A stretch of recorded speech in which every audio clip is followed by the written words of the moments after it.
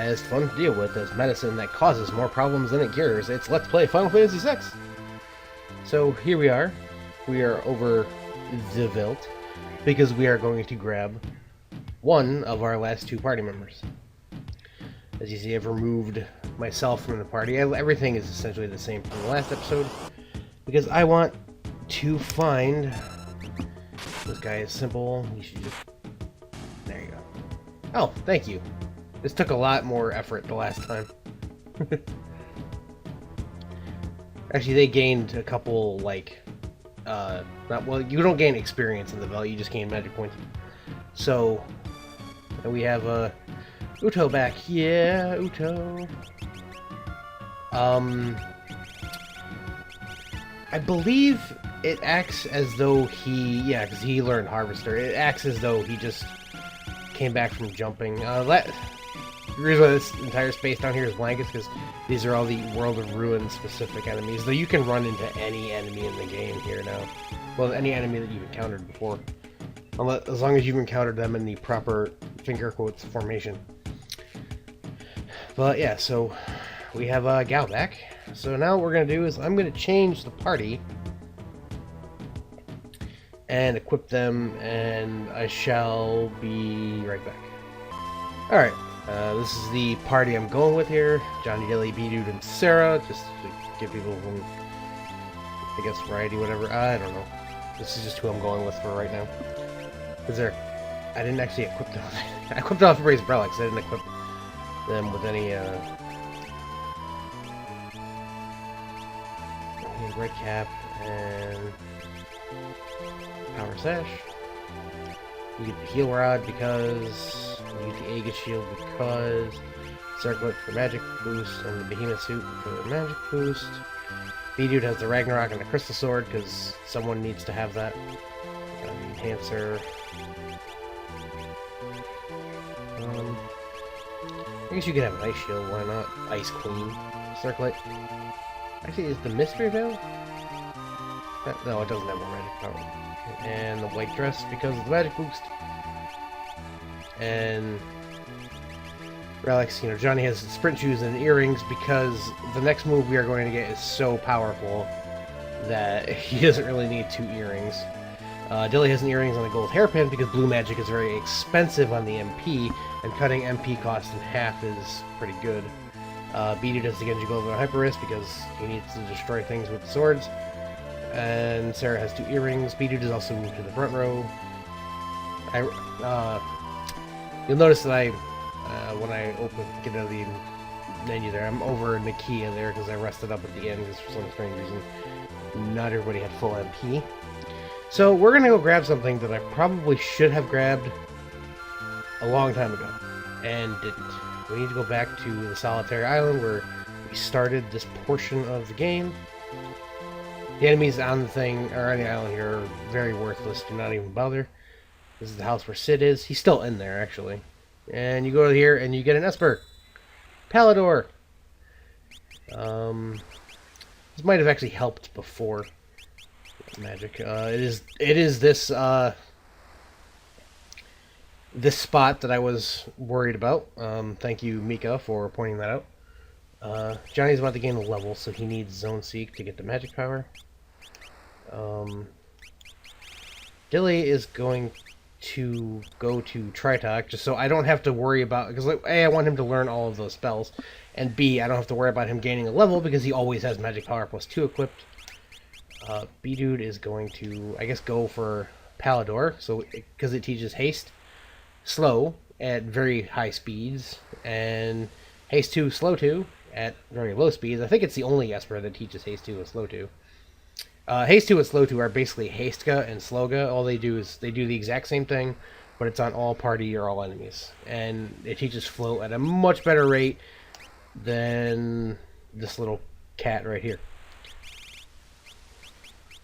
And since she is that, she's going to go for Life 2 and Cure 3 at decent rates. And probably going to learn Life 3. Probably all 3 of my main spellcasters, Lexi, Sarah, and Rose, are going to use this Esper until they learn everything from it. Because these are the heal spells. And I suppose the best learn rate of Fire 3 doesn't help. Or it doesn't hurt. Even though I don't think she even has, like, Fire 2. No, she doesn't. Or Bolt 2. Man, she's behind on magic. She's got a lot of things almost learned, though. That's weird. Anyway, we'll worry about her later. She will learn Ice 3 naturally, so that's why I'm not worried about having her, you know, pick it up from somewhere. But, yeah, oh, Johnny has a little MP missing, or a little HP missing because of the red cap. But, alright, so here we go. You got Palador. Let's go stop in and see Sid. I'm pretty sure I kept him alive, yes. Oh, he's going to say that for the rest of the game. He clearly has no other purpose. None of this, oh, hey, you found your friends. Okay, so now there's one more stop we need to make for the final, well, not the final, but the area where we will get our final party member. And it is right above, around north of Narsh. You'll see this mountain there and these little trees that look like a diamond. I could have gotten this immediately after getting the airship, but I didn't really want to, mainly because oh, Duncan. Only because it's way too broken, and it would have made a lot of battles really, really easy, and I don't, you know, I mean, it was more dramatic to watch me suffer, wasn't it? So, Duncan is alive, even though Vargas, way back in the game, swore that he killed him. I'm, like, thinking there was, at some point, some, yeah, because he talks about, like, the Earth opening up. I'm guessing he was around somewhere when the world was about to be destroyed. I don't know where. If he's in the world of balance outside of the fact that Vargas mentions killing him, let me know. But I don't think he is. And he's going to complete Johnny's training. This is the way to learn the final Blitz move in the game. And they're just going to randomly stand on top of the roof and wave their arms at each other. It's like step aerobics, but to the extreme.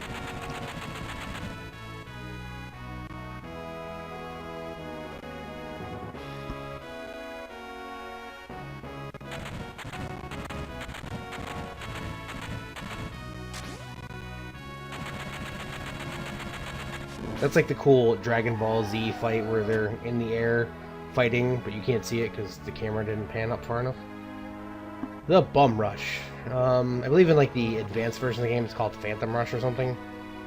I don't know why, you know, what was wrong with the... Yeah, fierce dramatic pose. I don't know what was wrong with the name Bum Rush. Let's go demonstrate it. And by demonstrate it, I'm going to walk into the first enemy I see. If I know my random number generator, I know exactly what that will be. If I could get to the fight today. Reach frogs. It was not the fight I thought it was going to be. Okay. So, Bum Rush. I'll show off the actual sequence of it.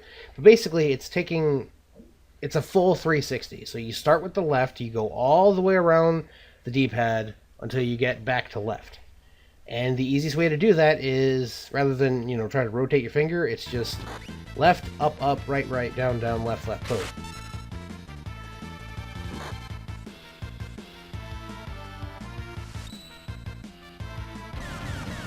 In the test run that I ran into crawler enemies, which you can run in...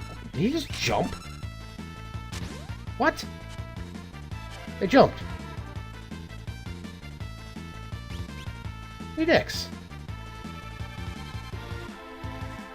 In the test run, I ran into the crawler enemy, which you can run into pretty much anywhere on the world maps. And that's what I was expecting. You come down so I can kill you. I'd imagine as frogs, they're weak to ice. Like, I wrote down, you know, oh, crawlers, you know, this weak to that, and oh, I just hit him with the heal rod, didn't I? Rippler? What? Okay, whatever that did, didn't do anything. This is embarrassing, really. But there, reach frogs. And this... Oh, okay, so that was a move. Interesting. I guess I'm happy with that. Crawlers don't teach you anything. Switches status with... Oh, it's the change or swap spell from Final Fantasy 2. Okay, so Johnny learned that, so he can get off Zone Seek.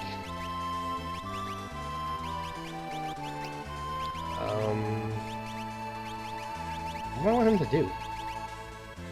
I guess learn Doom, because why not? Okay, so no one else is pretty close to a level. So we're going to go to the final party members area there. And it's this one island in the northeast that looks like a triangle. And it's very difficult, or it's like, you really have no purpose to come here other than for what I'm about to do. So you might want to save your game beforehand, because this could take some time. I don't know why that involves saving your game. I actually just recommend saving your game, like, periodically, even though I'm an idiot and have not been doing that. But yeah, so now there's one enemy on this island. Exactly one. So really, there's no way you can not run into it. I used the forest because forests have a high encounter rate. Here's the Zone Eater. The Zone Eater has 7,700 for HP. He's actually weak to Holy, and you can steal warp stones from him and he'll drop them.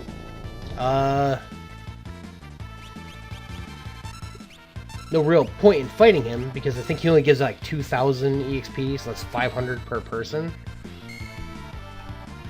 And, you know, he's probably really easy to kill, but I don't want him to kill me. I want him to eat me. There, he has eaten Johnny. Now you might think that, like, some other enemies in the game, this is just, you know, a way that he removes party members. No, you actually need him to eat every single person you bring with you.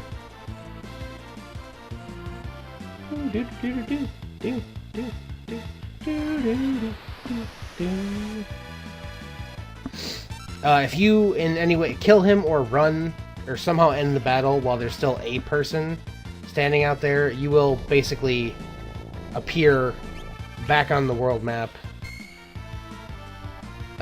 with all your party. It's not like if they're gone unless, you know, it's just... But once all 4 people have been eaten, you think, oh man, that's game over. No, you appear in a strange cave. The Zone Eater Cave. The exit of the cave is up and to the left there. But what awaits us inside this cave? Well, we'll figure that out next time. And let's play Final Fantasy VI. As far as I can remember, there is absolutely no indication, aside from, I think, a random NPC comment that says there's a monster on this island that eats people. But other than that, there's no indication that this is even a thing. This is a complete, like, side quest for the 14th character in the game, who is optional. So, yeah. Let me think. So yeah, the final dungeon is a 3-party, you know, dungeon that requires 12 people, and there are 14 characters in the game. We've seen the 2 that I'm not taking into the final dungeon, which are unfortunately Uto, because rage moves are terrible, and Nox, because I can't control him, and there are honestly better physical attackers in the game. I mean, Nox has a cool, like, blizzard move that he could do. Okay, whoever's beeping the horn outside needs to shut it! I don't know if you hear that or not, or I just sound like an idiot. And Nox you can't control either, so I don't want that in my final party. I'm sorry, that's just how I go. So, we're gonna find the other party member who is probably the most broken. And we'll see that next time on Let's Play Final Fantasy VI. So until then, thank you guys for watching, thanks for all your support, thank you Mika for telling me where that Esper is, because I really couldn't remember, and have a good night.